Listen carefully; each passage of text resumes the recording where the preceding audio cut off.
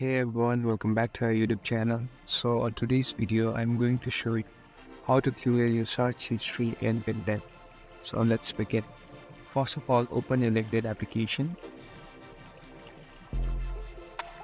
Here on the top left, click on your profile icon. Here at the bottom, select settings.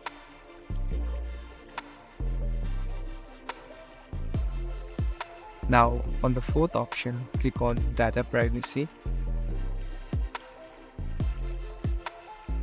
So in this section, you can see search history. Click on it. Here you'll be able to see the option of clear search history. This will clear all the search history of your account. Select it. Select and confirm clear. So now you have cleared all your search history. Thank you for watching this video. I hope it helps.